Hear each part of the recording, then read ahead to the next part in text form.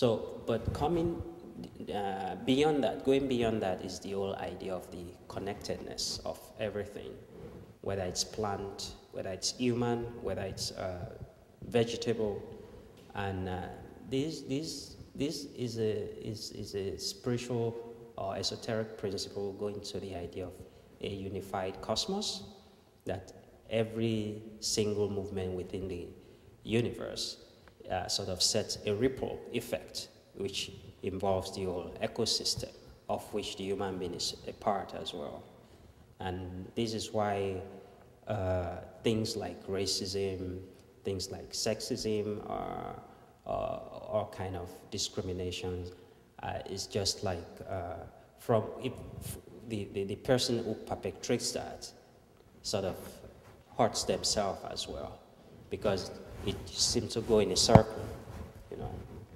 So this the way I look at things, look at the world. You know, although the way we are trained, the way we are educated, we are trained to see the self as separate from other selves. There's a need to understand difference, but within that difference, there should be an emphasis on the sameness, which is not there anymore, such that there's this fragmentation within modern society. People are trained to, they are educated to see the self as a distinct, individualistic, separate entity, which is not quite true. Do you find your position in Canada now, do you feel like you're in exile from Nigeria? Do you feel lonely? How is it for you living here? There's a book called The Pleasures of Exile. It's only an ironic title by George Lamin, The Pleasures of Exile. It didn't mean there was, you know, it's, there are challenges, there are pleasures, in quote, pleasure in the sense that you can write what you like, as Steve Biko had it as a title of his book. You can express yourself, you have freedom of expression, which is one of the goals, cornerstones of the whole idea of PEN Canada, freedom of expression. So those might be pleasures. But then there's also this feeling of alienation sometimes, which is normal or natural, considering that you are transplanted from your what you are used to. You know, I wouldn't want to say from your home, because the world is everybody's home anyway, and the whole idea of this self-identity, which sort of limits ourselves to color, to geographical boundaries, part of this whole idea of not seeing the interconnectedness of everything and everybody to each other. Such that if I'm asked, who are you? It shouldn't be enough to just say, oh, I'm a Nigerian, oh, I'm black, oh, I'm so many feet tall, and I'm male. Those are illusory ways of seeing the self, which we've been trained to imbibe, which has been inculcated in us because of the kind of material knowledge systems that we have in the world. So alienation, not as much for me personally, because you can take imaginative journeys forth and back, even if you're not there physically, and you can travel through books as well. Of course, there's what you miss, this physical solidity of things that you might miss. But so all of these activities keeps one sort of rooted, you know, earthed, even though it's like the banyan. Is it the banyan tree that it has its roots in the air, but it still gets sustenance from the earth, nevertheless, somehow. So it's like, I have my roots in the air like that, but I still manage to draw sustenance from my immediate environment. So when you're composing poems, are you composing them on paper or in your head, or how is that working? Very interesting. You know, before the computer sort of became so popular, I wrote in longhand, But these days I just write straight on the computer. But I use the page, the Microsoft Word page, like sheets of paper, so that I have the main page where I'm working on the screen, and beneath that, there are other pages for drafts, so that it could still have the drafts of how the poem came about. So that's the way I work now these days. I'm also thinking of when you think of younger writers who are coming up, just beginning to work in literature. I think we're kind of curious what the toughest parts of becoming a writer were for you.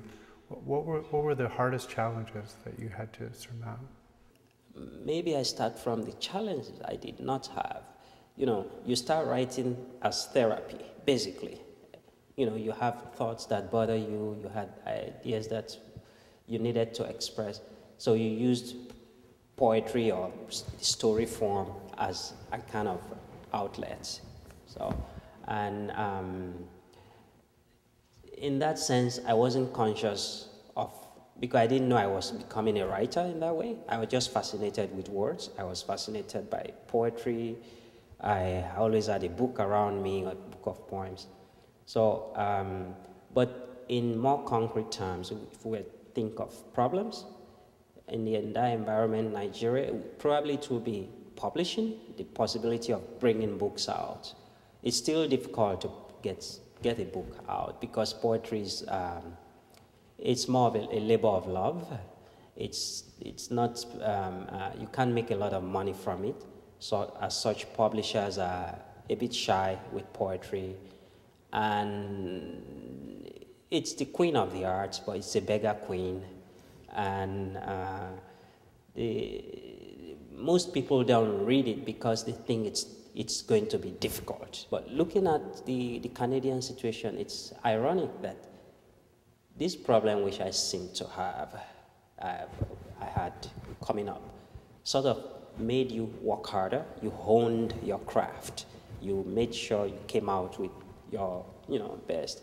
Here, the situation seems to be the opposite, that there's so many outlets to get material published. There's so much support for small presses, for the arts generally, but especially poetry, because it's sort of it's a non-profitable kind of preoccupation for the publisher. As such, people publish in a hurry. They write in a hurry and publish in a hurry, and once it's out there in the public space, it's not in your control anymore. You can only have some control over it while you're working on it. So the effect that I see is that there's so much poetry in Canada, but the quality is it's sort of in an incline because of this, because there's so perhaps they need to have the kind of problem I had, so that you hone the craft a little bit more, because it's very difficult to get it out anyway. So if you want to get something out, it has to be very high quality. Yeah. What's happening in Nigeria now? Is it a place that you'd go back to, or would you? I've moved around so much that I feel I need finally that those roots that I say are in the air. I would like to put a few of them in the earth.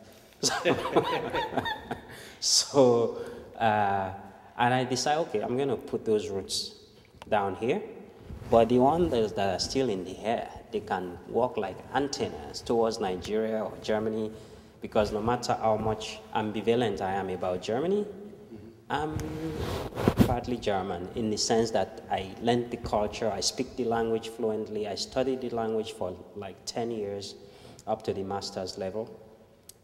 So those other roots can then go out and feel things and garner other experiences, and then channel them back to the roots in the earth, and then they all work together, bringing forth some flowers. Mm-hmm. Yeah. Thanks very much. Yeah. Thank you. Yeah. Thank you.